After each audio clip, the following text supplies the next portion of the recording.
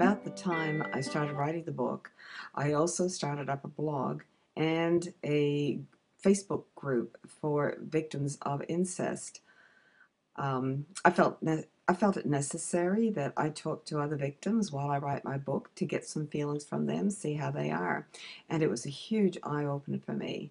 I have met more women and men in horrific pain from the sexual abuse and the incest to which they were subjected over their lives. Some of them are far from healed. They have many, many years of healing ahead. I don't even know if any of us can ever be fully healed, but we can certainly move toward healing and come out of it all right. I mean, it's like this book. You could take this book and say, "Wow, that's a horrible story. How did you survive? And how come you're so together, etc., etc." Well, for starters, I'm 67. I've had a lot of years to get used to what happened to me in there and process it and so forth.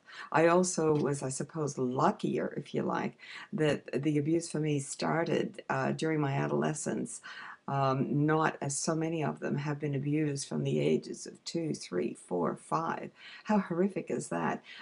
Many of them don't even know that this was happening to them, and all of a sudden, flashbacks start, and they begin to think, "What am I flashing back to?" And then, oh my Lord, it suddenly rears in their faces that, wow, I was sexually abused by a father, a brother, an uncle, a grandfather, and man, that is so hard for them to live with.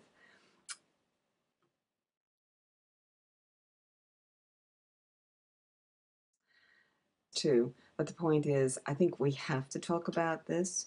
One of the things that comes across to me in the group is a number of them who tell me that they tried to tell a mother or somebody else in the family about what had happened to them, and people didn't want to believe it. They'd close their eyes to it. They go around in denial. Or they were told as children to hush up, to be quiet, don't talk about it. Shh, you mustn't say that about our family. Oh, Lordy, Lordy. This is horrible. I mean, these kids have been victimized, and then they are victimized and re-victimized year in and year out in their lives, and they bury it and they put it under for 20, 30, 40, 50, 60 years. It's too long. It's too long to carry that burden of guilt and shame and so forth. We have to talk about it. We have to speak out from under incest. And the people out there who think it doesn't happen need to be enlightened, because believe me, folks, it's happening. It's happening in the house up the street. It's happening with the people that you sit around talking over a barbecue and having a few drinks with. Don't kid yourself. It is happening out there. And if a child comes to you and a child is acting up, maybe there's a reason for the acting up. I'm not saying we should get paranoid and assume that everybody in the street, that incest is going on all these homes, but don't be so blind as to think it is not happening. You know it is.